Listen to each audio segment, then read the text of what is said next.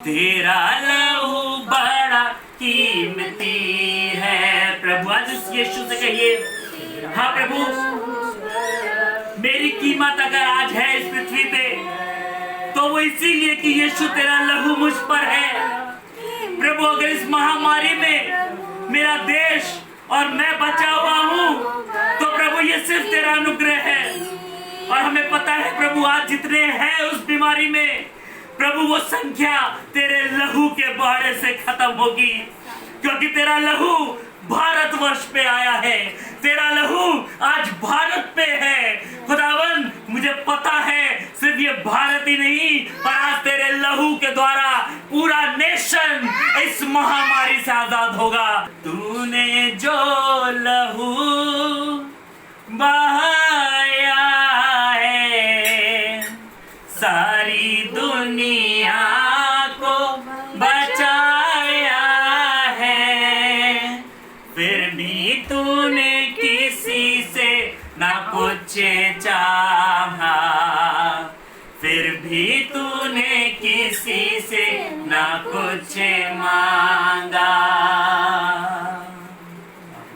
आइए उसकी दुआ करें, उसके नाम को धन्यवाद करें।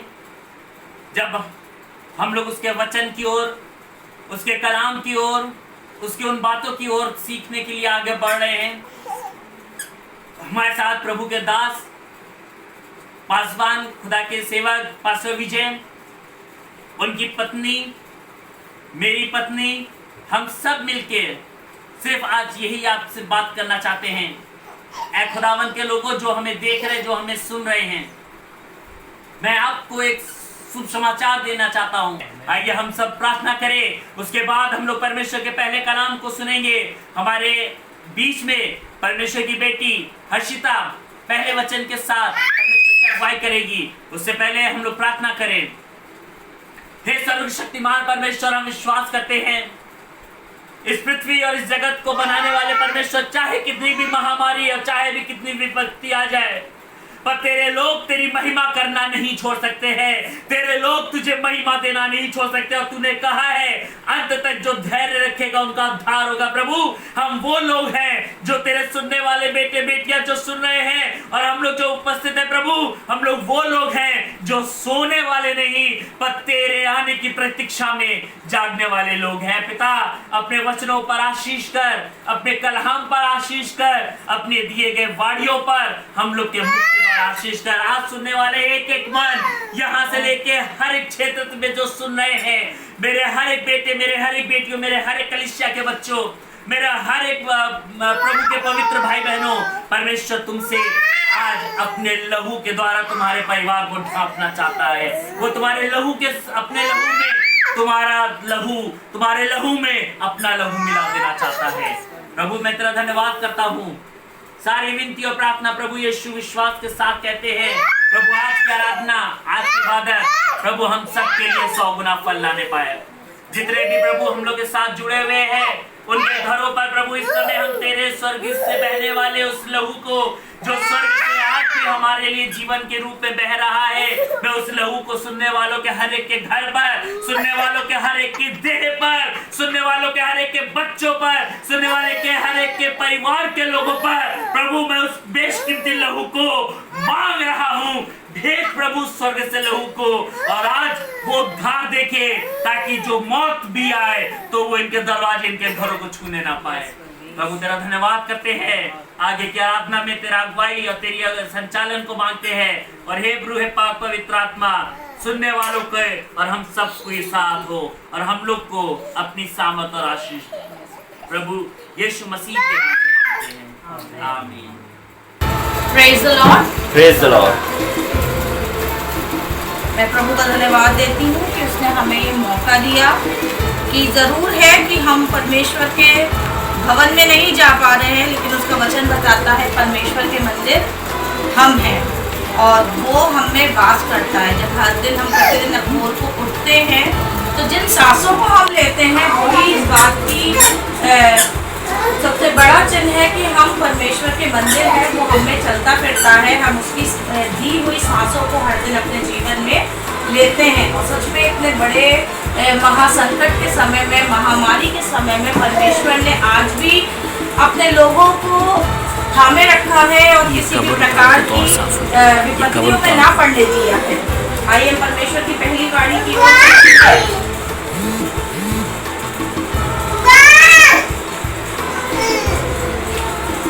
मत लूका 23 उसकी 34 आए। तब यीशु ने कहा, हे पिता, इन्हें क्षमा कर, क्योंकि ये नहीं जानते कि क्या कर रहे हैं। परमेश्वर की इस वाणी में हम देखते हैं कि परमेश्वर यीशु मसीह जो है अपने पिता से हमारे और आपके लिए क्षमा को मांग रहा है। वो किस प्रकार की क्षमा है जो हमारे लिए मांग रहा है कि हे पिता, इन्हें क्षमा कर, ये नहीं जानते कि ये क्या कर रहे हैं। क्या वाकई हम अनजान थे?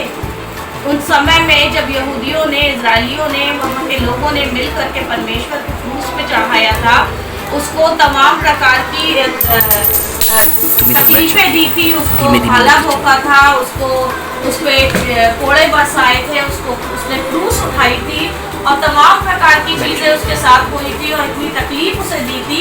लेकिन क्या हम ये इस बात को समझ सकते हैं कि सच में वे नहीं जानते थे कि वे क्या कर रहे हैं। उस नगर में प्रभु यीशु मसीह ने जाने कितने चमत्कार किए, अंधों को आंखें दी, लंगड़ों को चलना सिखाया और तमाम प्रकार के कोड़ियों को चंगा किया। तमाम उस रोगी स्त्री को जिसको 14 वर्ष से लहू बहने का था, उसको चंगा किया।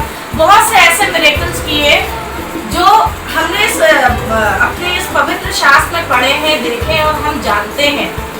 उसने सब कुछ किया, उसके बावजूद भी वहाँ के लोगों ने मिलकर के उसको लास्ट में क्या दिया? सलीबी मौत दी।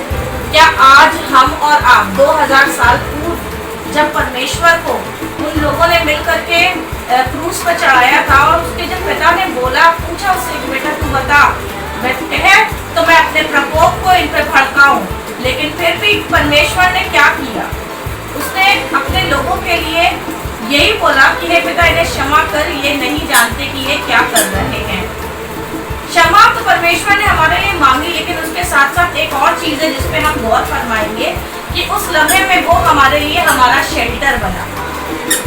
शेल्टर बना है जब एक बच्चा गलती करता है और पिता डांट रहा होता है या माता डांट रही होती है, तो उसकी माँ या पिता दोनों में से कोई एक जन उसका शेल्टर बन जाता है और ये कहता है अभी छोटी है या अभी छोटा है, अभी इसे अकल भी नहीं है, और जब ये बड़ी हो जाएगी या बड़ा हो जाएगा तो ये इन बातों को समझेगा।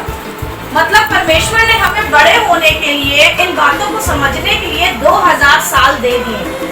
2000 साल तक हमने परमेश्वर के उस छत्र छाया में रहे जो परमेश्वर ने क्षमा के रूप में और परमेश्वर ने अपने प्रेम के रूप में हमें दी। लेकिन आज जब परमेश्वर का प्रकोप पूरी पृथ्वी पर भड़का हुआ है, जगह जगह पे महामारियां हैं, लोग परेशान हैं, रो रहे हैं, विलाप कर रहे हैं और दुआएं मांग रहे हैं इस बात के लिए कि परमेश्वर हमें क्षमा कर।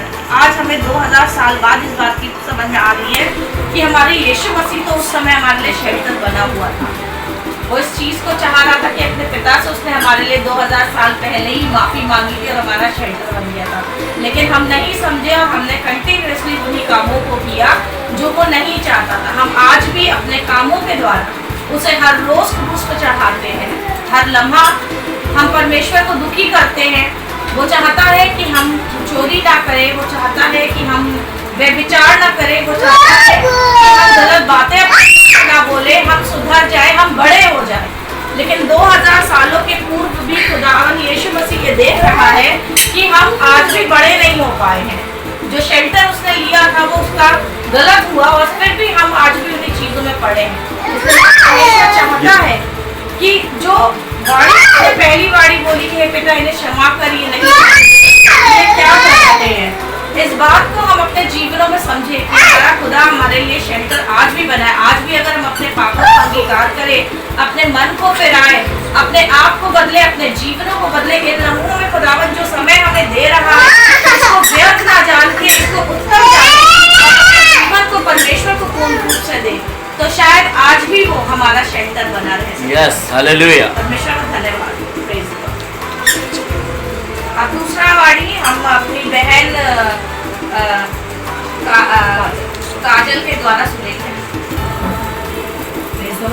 Praise the Lord. परमेश्वर के नाम के लिए आज के दिन के लिए और आज के समय के लिए हम परमेश्वर का लाखों लाखों धन्यवाद करते हैं कि आज का दिन प्रभु ने हम सबको दिखाया कि आज की इस छोटी सी संगति में हम लोग चर्च नहीं जा सकते हैं, मगर हम सब मिलकर परमेश्वर का धन्यवाद करेंगे कि प्रभु ने हम सबको ये मौका दिया कि हम परिवार के साथ जो बैठ कर हम आराधना करें, परमेश्वर के वचन को जो बता रहे हैं, इसमें हम परमेश्वर का लाखों लाखों धन्यवाद करते हैं और वचन में चलते हैं। जैसा कि यीशु मसीह जब क्रूस पर चढ़ाए गए थे तो उन्होंने दूसरा वचन बोला था, 7 वचन में से दूसरा वचन कि आज ही तो मेरे साथ में स्वर्ग लोक में हालेलुया।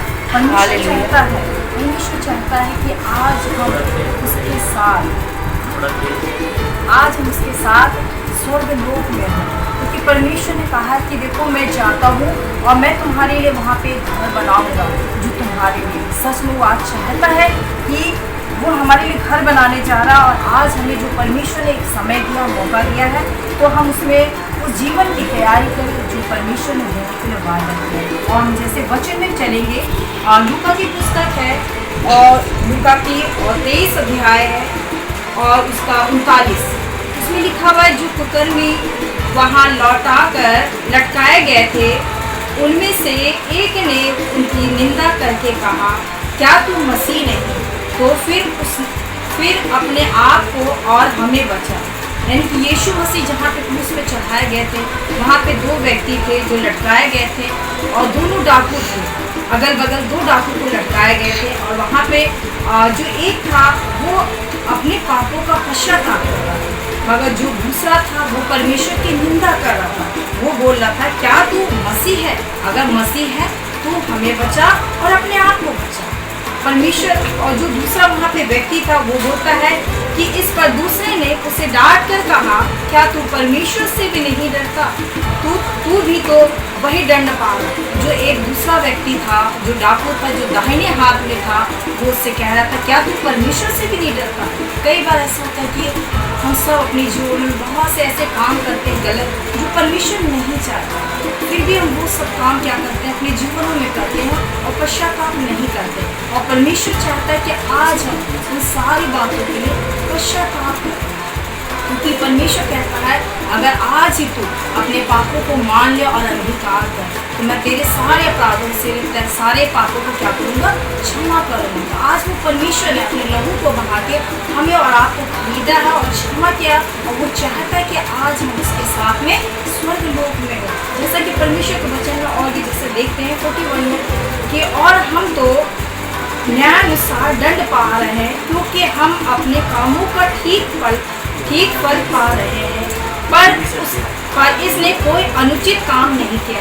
जो दूसरा डाकू था, जो दाहिने हाथ में था, वो दूसरे डाकू को डांट के बोलता है कि हम जो आज लटकाए गए हैं, हम जो दंड आज पा रहे हैं वो बिल्कुल ठीक है, मगर इसने कोई अपराध नहीं किया। वो यीशु मसीह के बारे में कह रहा है कि इसने कोई अपराध नहीं किया, कोई पाप नहीं किया, फिर भी क्या किया? लोगों ने उससे क्रूस पे चढ़ा दिया। मगर हम जो आज अगर क्रूस पे लटकाए गए तो हम अपने कामों का ठीक प्रतिफल पा रहे हैं, क्योंकि वो सब डाकू थे जो जीवन उन्होंने क्या किया? लोगों को लूटा, हत्या किया, मारा और लोगों के सामान को छीना होगा, बहुत से काम उन्होंने अपने जीवन में गलत किए। मगर परमेश्वर का वचन जैसा कि देखते हैं कि वो दूसरे डाकू से कहता है, क्योंकि एक जो डाकू था वो पश्चाताप कर रहा था और जो दूसरा था वो पश्चाताप नहीं कर रहा था। वो क्या बोला था यीशु मसीह से कि अगर तू वाकई में परमेश्वर का पुत्र है, अगर मसीह है तो अपने आप को बचा और हमें बचाया। क्या आज हम अपने जीवन में देखें, हम बहुत से ऐसे गुनाह और अपराध करते हैं, मगर फिर भी हम क्या करते हैं? बोलते हैं कि हम मसीह के लोग, हम मसीह के लोग हैं। क्या ये सच है? परमेश्वर का वचन पढ़ें, उसमें देखिए क्या लिखा है। दूसरा डाकू उससे क्या करता है? डांटता है और बोलता है कि जो हम दंड पा रहे हैं हम बिल्कुल ठीक पा रहे हैं, क्योंकि वो उसने जीवन भर ऐसा किया तो पश्चाताप कर रहा है। तो प्यारे अजीजों, हमें भी आज पश्चाताप करने की जरूरत है। जब हम पश्चाताप करेंगे तभी हम परमेश्वर के राज में जा पाएंगे। अगर हम आज पश्चाताप नहीं करते तो हम परमेश्वर के राज में नहीं जा पाएंगे, क्योंकि परमेश्वर के वचन में एक जगह और लिखा है, जो निंदा करते हैं, चोरी करते हैं, झूठ बोलते हैं, व्यभिचार करते हैं, स्त्री गमन, पुरुष गमन, ये सब क्या है? परमेश्वर के राज में नहीं जाते। परमेश्वर ने कहा ऐसे लोग मेरे राज में प्रवेश नहीं करेंगे। तो हमें आज जरूरत है, जैसे इन डाकुओं में से एक ने पश्चाताप किया और एक ने नहीं किया, तो वैसे ही हमें जो दाहिने तरफ जो डाकू है उसने पश्चाताप किया। और आगे देखते हैं जैसा कि 23 का उसमें 42 में लिखा हुआ है, तब उसने कहा, हे यीशु, जब तू अपने राज में आए तो मेरी सुधि ले। हालेलुया। परमेश्वर ने कहा, जब दूसरे ने कहा कि तब उसने यीशु से कहा कि जब तू अपने राज में आए तो मेरी सुधि लेना। उसने उससे कहा, मैं तुझसे सच कहता हूँ कि आज ही तू मेरे साथ में स्वर्गलोक में होगा। हालेलुया। जब हम पश्चाताप करते हैं, अपने आप को नर्म और दीन बनाते हैं, तो परमेश्वर क्या करता है, अपने राज में लेता है और वो बोलता है कि आज ही तू मेरे साथ में कहाँ होगा, स्वर्गलोक में। और आज हम सब अजीजों जो हम मसीह में चल रहे हैं, हम सब आज अगर इस संसार में हैं तो हम उसी राज की बात को जोड़ रहे हैं। हम इस संसार के लिए नहीं, हम उस राज की बात को जोड़ रहे हैं, जैसा कि परमेश्वर ने कहा कि मैं आऊँगा और तुम्हारे लिए घर बनाया। हालेलुया। तो हम सब उस जीवन की और उस राज के लिए हम अपने जीवन को क्या करें, तैयार करें। और इन डाकू की तरह नहीं, जो दूसरा डाकू था जो पश्चाताप करा था कि मैंने वाकई में अपने जीवन भर गलत काम किए, तो वो जब पश्चाताप किया तो परमेश्वर ने कहा कि आज ही तू मेरे साथ में कहाँ होगा, स्वर्गलोक में होगा। हालेलुया। तो आज हमें अपने जीवन में पश्चाताप करने की जरूरत है, क्योंकि प्रभु का वचन कहता है कि मैंने तुम्हें अपने लहू को बहा के दाम देकर मोल खरीदा। सच में अजीजों, आज परमेश्वर ने अपने लहू के एक एक बूंद को बहा के हमें और आपको खरीदा। तो आज हमें ज़रूरत है कि हम अपने आप को परमेश्वर के हाथ में दें, यीशु के हाथ में दें, जो उसने अपने लहू को बहाया और हमारे पापों को क्या किया, उसने क्षमा किया। हालेलुया। वचन के द्वारा हम सबको सुने और पढ़े जाने को बड़ी से आशीष मिली।